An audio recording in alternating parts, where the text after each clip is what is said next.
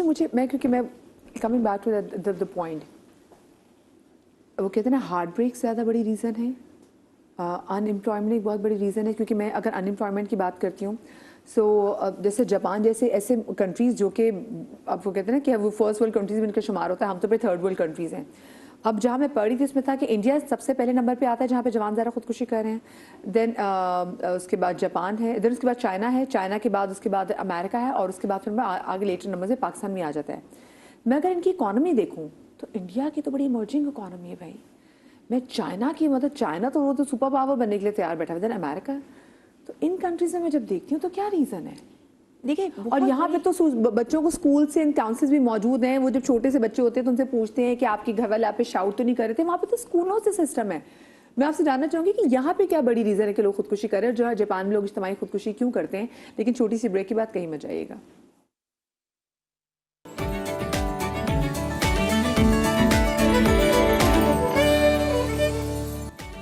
Welcome back after the break. اور break پر جانے سے پہلے میں نے ایک سوال ان سے پوچھا تھا کہ ہمارے ہاں تو اب یہ بات کی جا رہی ہے نا کہ ہم میں اویئرنیس کتنی ہونی چاہیے مینٹل ہیلتھ کے حوالے سے. وہ ممالک جہاں پر مینٹل ہیلتھ کے حوالے سے بہت پہلے سے بات کی جا رہی ہے, سم ہاؤ وہ ابھی بھی سر فہرست ہیں, وہاں پہ لوگ بچے خودکشی بھی کر رہے ہیں, گو کہ ان کے اسکولز میں, ان کے پرائمری اسکولز میں بچے سوسائڈل واچ پہ بھی ہیں, بچوں کی کاؤنسلنگ بھی ہوتی ہے, بچوں سے پوچھا بھی جاتا ہے کہ ان کے ماں باپ کے ان سے تعلقات کیسے ہیں. بٹ سم ہاؤ وہاں پہ جو کیسز ہیں وہ کم نہیں ہو رہے, اور ہم تو پھر وہ کہتے ہیں تھرڈ ورلڈ کنٹریز میں ابھی ہمارا شمار ہے کہ ہم بات یہ کر رہے ہیں. ہمارے اچھے مہنگے اسکولوں میں کاؤنسلر ضرور موجود ہیں, لیکن ہمارے نارمل جو گورنمنٹ کے اسکول ہیں ان میں یہ ابھی سسٹم موجود نہیں ہے. کیا ریزن ہے اچھا کہ اس وہاں کی پہ بات لوگ میں کیوں کر رہے کہ وہاں پہ اچیومنٹ بھی لوگوں کی زیادہ ہے, وہاں پہ اس حوالے سے اویئرنیس بھی بہت ہے, اسٹل کیوں؟ اچھا, آپ کے کوشچن کو دو میں پہلے ڈیوائڈ کر لیتی ہوں. ایک ہے ان امپلائمنٹ ریلیٹڈ اور ایک ہے بچوں سے ریلیٹڈ. اچھا, بچوں کے لیے ویسٹ میں جو ایک بہت بڑا ایشو ہے وہ ہے بزی پیرنٹس, اور وہ جو ہم نے بات کی تھی نا سینس آف کنیکٹڈنس, اور وہ جو ہنا جی بار بار بات کر رہی ہیں فیملی سسٹم, جو بانڈنگ ہے فیملی بیسکلی, سسٹم بانڈنگ جس میں سینس آف سیفٹی فیل کرتا ہے بچہ, وہ ڈیفینیٹلی ڈیفیشینٹ ہے. ٹھیک ہے, تبھی دیکھیں نا وہاں پہ ایک سسٹم یہ بھی کہ بچہ جب 18 سال کا ہوتا ہے پھر آپ سے کہتے ہیں تم خود ارن کرنا شروع کرو, جو ایک طریقے سے اچھا ہے اس لیے کہ آپ بچے کو ذمہ دار بناتے ہیں, لیکن پھر ایگزیکٹلی دن بچوں کو پتا ہے کہ اب اپنے اپنے گھونسلوں سے اڑ جانا ہے, تو وہ بھی گیپ آ جاتا ہے. دیکھیں ایون اگر اڑ جاتا ہے, جیسے بچوں کو سکھایا جاتا ہے نا گود سے آپ نکالتے ہیں, بچہ چلنا پھرنا شروع کرتا ہے, اسے یہ تسلی ہوتی ہے کہ پیچھے ماں موجود ہے, ماں باپ موجود ہے, وہ واپس آنے کی اس کے پاس یہ, تو وہ جو ایک سیف پلیس ایک انسان کو موجود ہونی چاہیے نا. میرا خیال ہے کہ اگر وہاں اس طرح کا معاملات ہیں تو شاید وہ جو ایک پرسنل کنیکٹڈنس اور وہ فیلنگ آف سیفٹی کہ اگر مجھے کوئی مشکل ہوگی تو میں کہاں جاؤں گا, میری سیف پلیس کیا ہے, شاید وہ ڈیفیشینٹ ہو. کیا لوگ تنہائی کی وجہ سے بھی خودکشی کرتے ہیں؟ تنہائی بہت بڑا رسک فیکٹر ہے, بے انتہا بڑا رسک فیکٹر ہے. اور اس میں جیسے آپ نے ذکر کیا تھا کہ اگر بالفرض ایک وقت ایسا آ جاتا ہے کہ آپ کے ارد گرد کوئی بھی ایسا انسان نہیں ہے جس پہ آپ ٹرسٹ کر سکتے ہو, تو وہ جو خدا کی ذات کے ساتھ تعلق ہے نا, وہ بھی آپ کو اس تنہائی سے بچا سکتا ہے. مدیہ اس میں ایک اور فیکٹر بھی ہے تنہائی کا, کیونکہ آپ دیکھیں کہ سوشل میڈیا کی وجہ سے جو گیمز پروموٹ ہوتی ہیں بچوں کو, اب تو یہ پروون ہے اور ریکارڈڈ ہے کہ ایسی گیمز ڈیولپ کی جاتی ہیں جو بچوں کو وہ گولز دیتی ہیں جو سوسائڈ کی طرف لے کر جاتے ہیں. سو انفارچونیٹلی یہ بھی ایک بڑا خطرناک بزنس ہے, جس کی وجہ سے ان سوسائٹیز میں جو کہ ہم کہتے ہیں ڈیولپڈ ورلڈ ہے, وہاں پر بچہ تنہائی میں ان چیزوں سے ایکسپوز ہو رہا ہے جو اس کو اس طرف لے کے جا رہی ہیں. اور بہت سی جگہوں پہ آپ کسی ضروری نہیں کہ تنہائی ہے کہ آپ اکیلے اور آپ کے کمرے میں کوئی موجود نہ ہو, کبھی کبھی آپ مجمع میں موجود ایک تنہا شخص بھی ہو سکتے ہیں.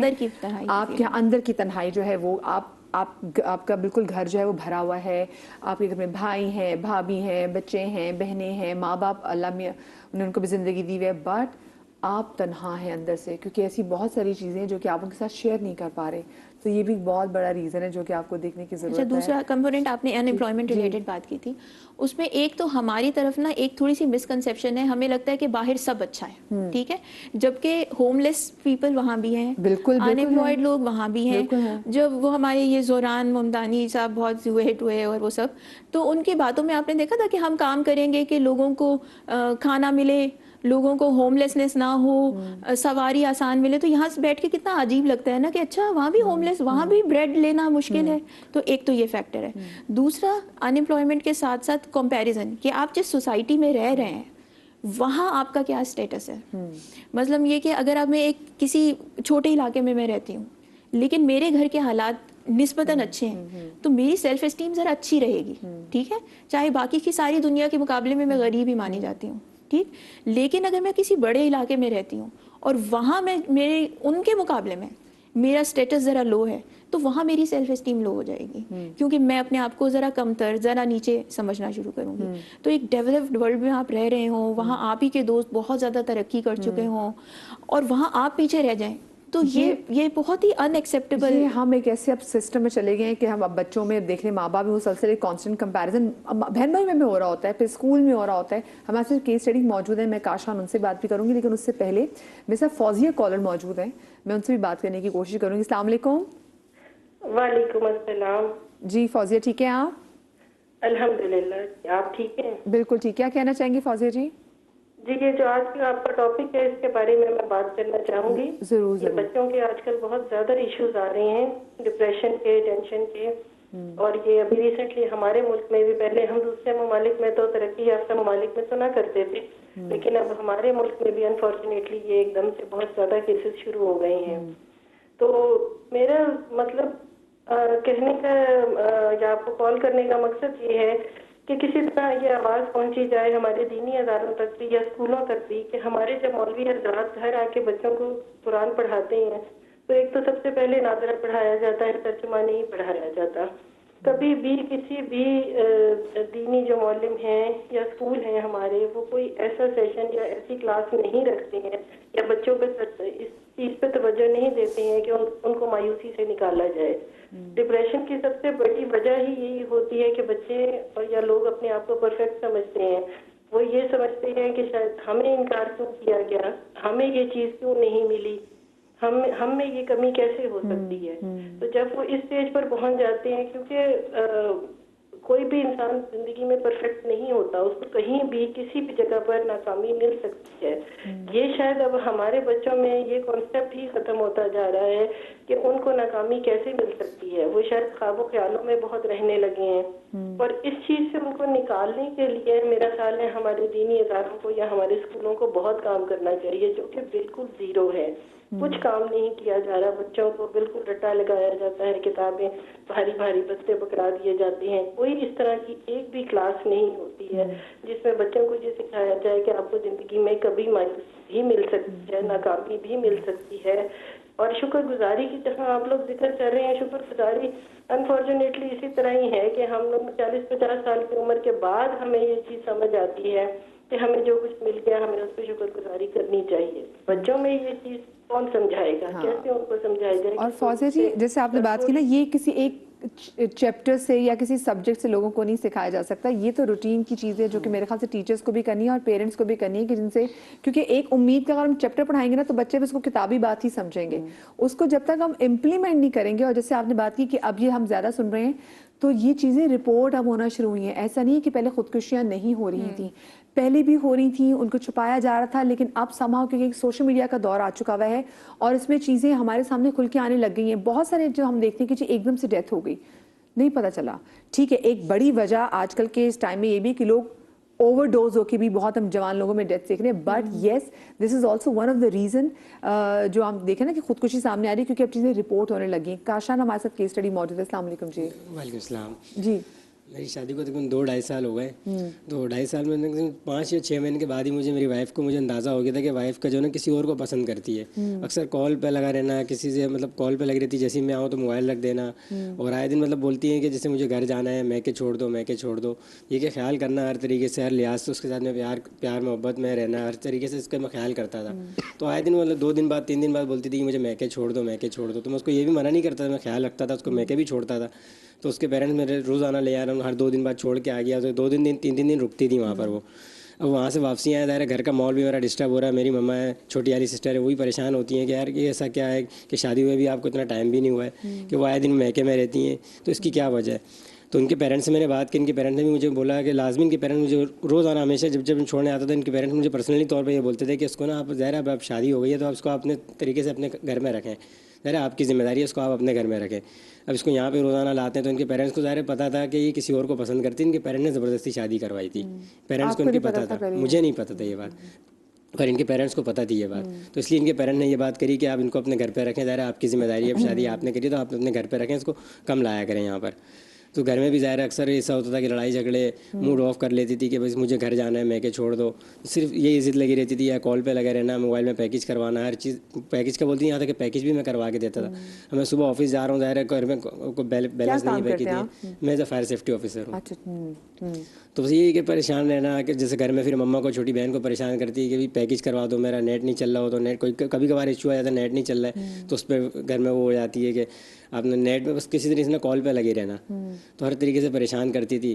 میں کے بھی چھوڑتا ہوں اس کو, یہ بھی نہیں کہ میں کے چھوڑا, میں کے بھی چھوڑ کے آتا ہوں اکثر. تو اس دن لاسٹ ٹائم میں جاب پہ گیا ہوا تھا, تو اس کے بعد گھر سے پیرنٹس کی کال آئی, ان کے پیرنٹس نے انہوں نے بولا کہ اب اس کو نا آپ لے جائیں گھر پہ یہاں سے, اپنے میکے پہ نہیں وہ. تو میں نے بولا میں جاب پر ہوں, میں شام میں واپسی آ کے میں لے جاتا ہوں. جب شام میں لینے گیا تو ان کے والد صاحب نے مجھ سے ذکر کیا, ان کے والد صاحب نے بولا کہ آپ نے اس کو کوشش کریں کہ وہیں رکھیں, اب لازمی یہاں پہ نہیں لایا کریں روزانہ. تو ان کے پیرنٹس کے کہنے پر پھر میں نے تھوڑی سی سختیاں شروع کری. میں نے بولا اب تھوڑا سی, میں ظاہر ان کے کہنے پر ہی میں نے یہ قدم اٹھایا کہ میں نے سختیاں شروع کر دی. ان کے ہاتھ سے موبائل لیا میں نے, پہلے موبائل لیا, پھر گھر پہ لانا لے جانا میں نے کم کر دیا. جب میں نے کم کیا, سختیاں شروع کری, تو ان کا بیہیویئر بالکل چینج ہو گیا, فارمل طریقے سے ہو گئی. پھر گھر میں میری مما ہے, چھوٹی والی سسٹر ہے, ان سے بھی بیہیویئر اس کا چینج ہو گیا ایک دم.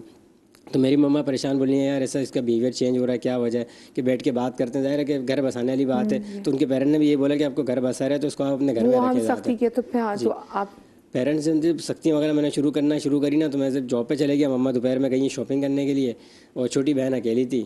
تو اس نے جو اپنے آپ کو مطلب جنریٹر وغیرہ رکھا ہوتا نا, اس کے لیے پیٹرول رکھا ہوتا, پیٹرول چھڑک کے اس نے اپنے پر آگ لگا دی. اور یہ کتنے دیر سے پرانی کی بات ہے ابھی؟ یہ ابھی کی بات ہے, ریسنٹلی یقین کریں, بس 2.5 سال ہوئے تھے شادی کو, زیادہ سے زیادہ 6 مہینے کے بعد ہی مجھے آئیڈیا ہو گیا تھا.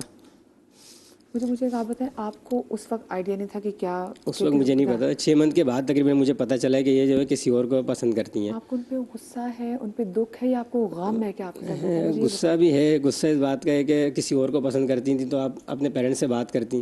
دکھ اس بات کا ہے کہ دیکھیں زندگی جو ہے نا بہت قیمتی ہے, تو اس کو آپ نے اس طریقے سے آپ نے خودکشی کرنا کوئی حل نہیں ہے. آپ بیٹھ کے بات کرتی ہیں, مسئلے کا حل نکالتی, یا اپنے پیرنٹس سے, یا ہمارے پیرنٹس سے بیٹھ کے بات تو کرتی ہیں, مجھ سے ہی کرتی, چلے کسی سے نہیں, مجھ سے تو کم سے کم ذکر کرتی ہیں, اس سے بات کرتی کہ یہ وجہ ہے. تو کبھی آپ نے بات کرنے کی کوشش, میں نے بہت دفعہ کوشش کری, لیکن فون جب استعمال کرتی تھیں تو آپ نے ان کو پوچھا نہیں کہ تم کہاں فون استعمال کرتی ہو, یہ کچھ بھی, آف کورس کہ میاں بیوی تو ایک دوسرے کو چیزیں معاملات کو اچھے طریقے سے تو وہ بتاتی نہیں ہے, ہر بات چھپا کے رکھنا. میں نے بہت دفعہ کوشش کری ہے کہ پوچھوں, میں ابھی بٹھا کے بات بھی کرتا تھا ہر طریقے سے.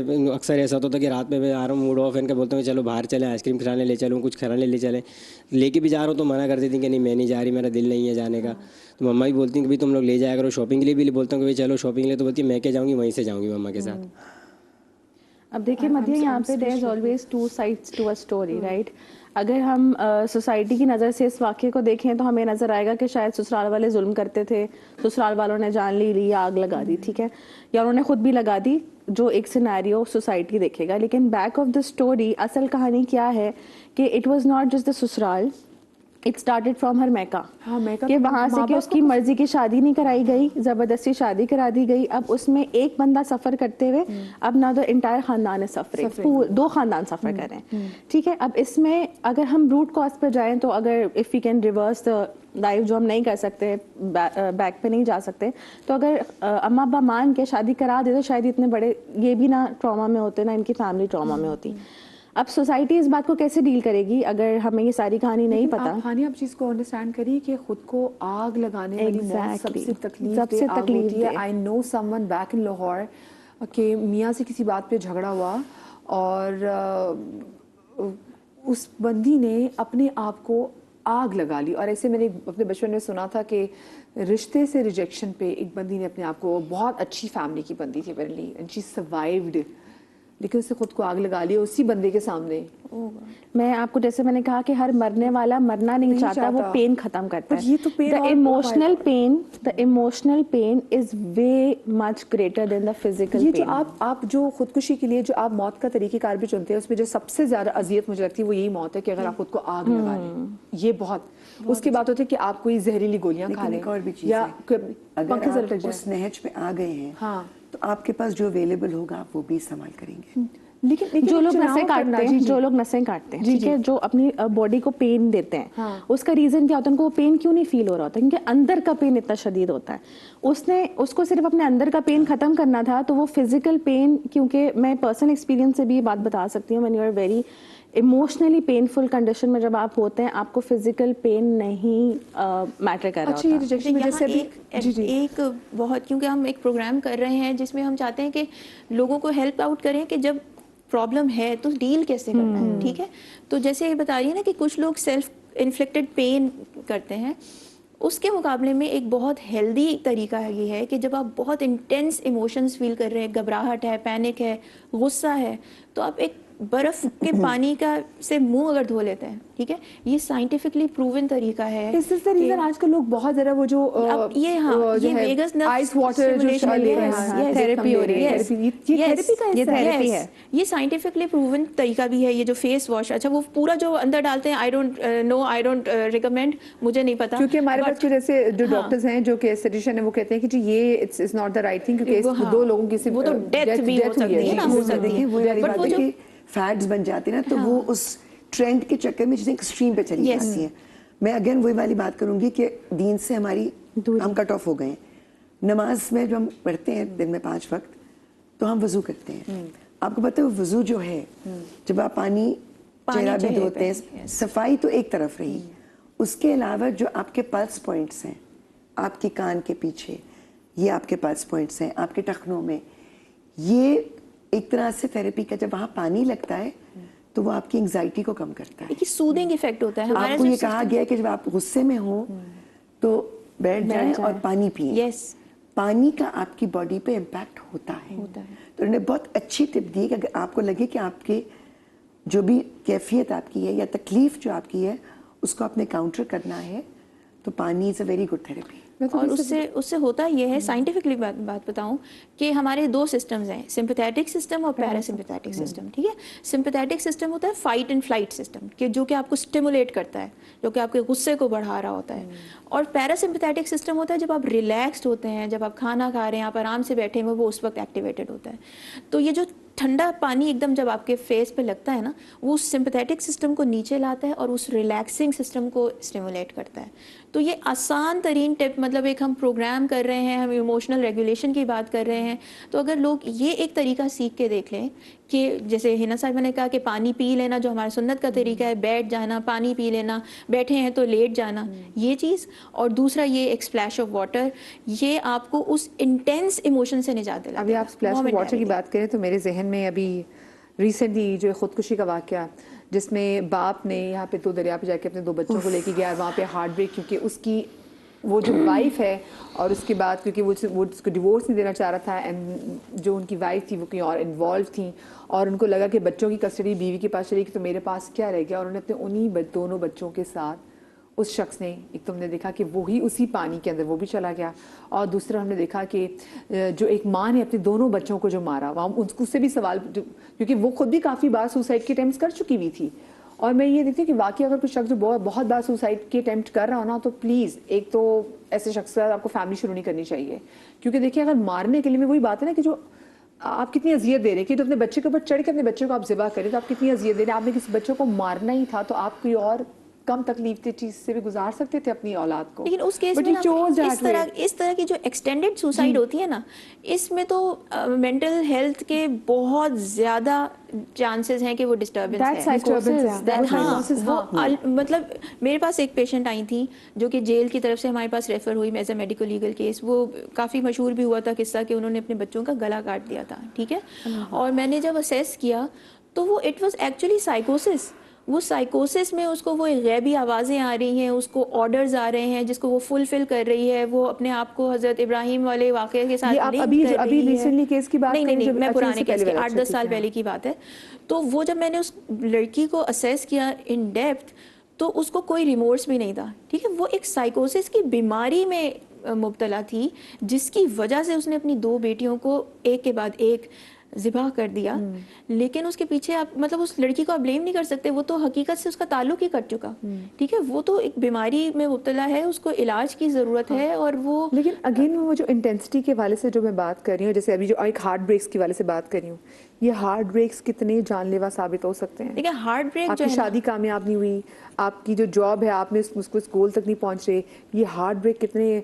और इन हार्ट ब्रेक को मैं कैसे पकड़ सकती हूँ? फर्ज करें मेरे आसपास कोई शख्स हो, बिकॉज अब बिल्कुल एंड में जा रहे हैं, میں کیسے کسی شخص کو پانی میں کودتے ہوئے بچا سکتی ہوں, یا میں کسی ایسے شخص کو جو کہ پنکھے سے لٹکنے والا ہے میں اس کو جا کے فوراً اس کو تھام سکتی ہوں.